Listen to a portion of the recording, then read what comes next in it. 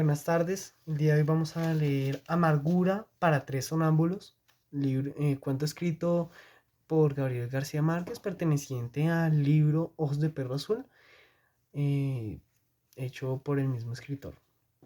Sin más preámbulos, comencemos. Amargura para tres sonámbulos. Ahora la teníamos allí, abandonada en el rincón de la casa.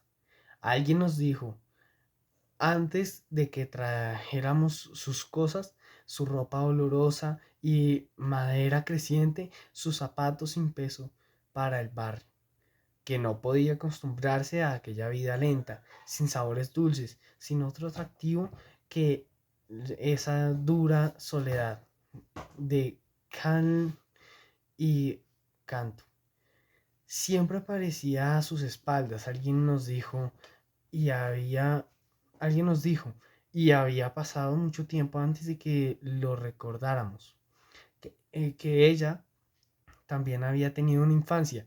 Quizás no lo creíamos entonces, pero ahora, viéndola sentada en el rincón, con los ojos asombrados y un dedo puesto sobre los labios, tal vez aceptábamos que una vez tuvo una infancia, que alguna vez tuvo el tacto sensible y a la frescura anticipada de la lluvia, y que soportó siempre de perfil a su cuerpo una sombra inesperada. Todo eso y mucho más lo habíamos creído aquella tarde en que nos dimos cuenta de que por encima de su submundo tremendo era completamente humana. Lo supimos cuando de pronto, como si adentro se hubiera roto un cristal, empezó a dar gritos angustiados, empezó a llamarnos a cada uno por su nombre, hablando entre lágrimas, hasta cuando nos sentábamos junto a ella. Nos pusimos a cantar y a batir palmas, como si, como si nuestra energía pudiera soldar los cristales esparcidos. Solo entonces pudimos creer que alguna vez tuvo una infancia. Fue como si sus gritos nos parecieran en algo a una revelación, como si tuvieran mucho de árbol recortado y río profundo. Cuando se incorporó, se inclinó un poco hacia adelante y todavía sin cubrirse la cara con el delantal, todavía sin sonarse la nariz y todavía con lágrimas nos dijo, no volveré a sonreír. Salimos al patio los tres sin hablar. ¿Acaso creíamos llevar pensamientos comunes? Tal vez pensábamos que no sería lo mejor encender las luces de la casa. Ella deseaba estar sola. Quizás sentía en el rincón sombrío, tejiéndose la trenza final, que parecía ser lo único que sobreviviría de su tránsito hacia la bestia. Afuera en el patio, sumergidos en el profundo vaho de los insectos, nos sentamos a pensar en ella. Lo habíamos hecho otras veces, podíamos haber dicho que estábamos haciendo lo que habíamos hecho todos los días de nuestra vida, de nuestras vidas. Sin embargo, aquella noche era distinto. Ella había dicho que no volvería a sonreír y nosotros que tanto la conocíamos teníamos la incertidumbre de que la pesadilla se había vuelto verdad. Sentíamos en el triángulo que imaginábamos allá adentro abstracta, incapacitada, hasta hacer escuchar relojes a los inmuebles, relojes que medían el ritmo, marcando en minucioso en que se iba convirtiendo en polvo. Si por lo menos tuviéramos valor para desear su muerte, pensamos en coro. Pero la, pero la queríamos así, fea y glacial como una mezquina contribución a nuestros ocultos defectos. Éramos adultos desde antes, desde mucho tiempo atrás. Ella era, sin embargo, la mayor de la casa. Esa misma noche había podido estar allí, sentada con nosotros, haciendo el templado pulso de las estrellas, rodeada de los hilos sanos. Había sido la señora respetable de la casa, si hubiera sido una esposa de un buen burgués o con su concubina de su hombre puntual, pero se acostumbró a vivir en una en una sola dimensión, como la línea recta, acaso porque sus vicios o virtudes no pudieran conocerse de perfil. Desde varios años atrás ya lo sabíamos todo. Siquiera nos sorprendimos una mañana después de levantarnos, cuando la encontramos boca abajo en el patio, mordiendo la tierra en una dura actitud estática. Entonces sonrió, volvimos a mirarnos, que había caído desde la ventana del segundo piso hasta la dura arcilla del patio, y había quedado allí, tiesa y concreta, de, bru- de bruces al barrio húmedo. Pero después supimos que lo único que conservaba intacto era el miedo a las distintas, el natural espanto frente al vacío. La levantamos por los hombros, no estaba dura como nos pareció al principio. Al contrario, tenía los órganos sueltos, sensacidos de la voluntad, como un muerto tibio que no hubiera empezado a endurecerse. Tenía los ojos abiertos, sucia la boca de esa tierra que debía saberle ya a sentimiento sepulcral, cuando la pusimos de cara al sol y fue como si la hubiéramos puesto frente al espejo. Nos miró a todos con una apagada expresión sin sexo, que nos dijo, teniéndola ya entre brazos, la medida de su ausencia.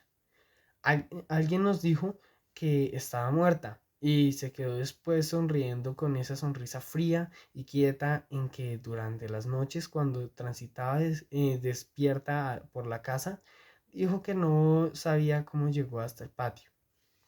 Dijo que había sentido mucho calor y que estuvo oyendo un grillo penetrante agudo que parecía, así lo dijo, dispuesto a tumbar la pared de su cuarto, y que ella se había puesto a recordar las oraciones del domingo con la mejilla apretada al piso del cemento. Sabíamos, sin embargo, que no podía recordar ninguna oración. ¿Cómo supimos después de que había perdido la noción del tiempo, cuando dijo que se había dormido sosteniendo por dentro la pared que el grillo estaba empujando desde afuera, y que estaba completamente dormida cuando alguien, cogiéndola por los hombros, apartó la pared y la puso a ella de cara al sol? Aquella noche sabíamos, sentados en el patio, que no volvería a sonreír. Quizás nos dolió anticipadamente su seriedad inexpresiva, su oscuro y voluntarioso nos, nos arrinconó, su oscuro y voluntarioso vivir arrinconado. Nos dolía hondamente, como nos dolía el día que la vimos sentarse en el rincón, a donde ahora estaba, y le oímos decir que no volvería a deambular por la casa. Al principio no pudimos creerle, le habíamos visto durante meses enteros transitando por los cuartos a cualquier hora, con la cabeza dura y los hombros caídos, sin detenerse, sin fatigarse nunca. De noche oíamos su rumor corporal, denso, moviéndose entre dos oscuridades, y quizás nos quedábamos muchas veces despiertos en la cama, oyendo su sigiloso andar, siguiéndola con el oído por toda la casa. Una vez nos dijo que había visto un grillo dentro de la luna del espejo, hundido, sumergido en la sólida transparencia, y que había atravesado la superficie del cristal para alcanzarlo. No supimos en realidad lo que quería decirnos, pero todos pudimos comprobar que tenía la ropa mojada, pegada al cuerpo, como si acabara de salir de un estanque, sin prender, sin pretender explicarnos el fenómeno. Revolvimos acabar a lo, Resolvimos acabar con los insectos de la casa, destruir los objetos que la obsesionaban. Hicimos limpiar las paredes, ordenamos cortar los arbustos del patio y fue como si hubiéramos limpiado las pequeñas basuras del silencio de la noche. Pero ya no la oíamos caminar, ni la oímos hablar de grillos, hasta que un día en que después de la última comida se quedó mirándonos, se sentó en el suelo del cemento todavía sin dejar de mirarnos y nos dijo, me quedé aquí sentada y nos entremecimos, porque pudimos ver que había empezado a parecerse a algo que era ya casi completamente como la muerte. De eso hacía ya mucho tiempo y hasta nos habíamos acostumbrado a verla allí, sentada con la trenza siempre a medio tejer, como si se hubiera disuelto en la soledad y hubiera perdido, aunque se le estuvieran viendo, la facultad natural de estar presente. Por eso ahora sabíamos que no volvería a sonreír porque lo había dicho en esa misma forma convencida y segura en que una vez nos dijo que no volvería a caminar.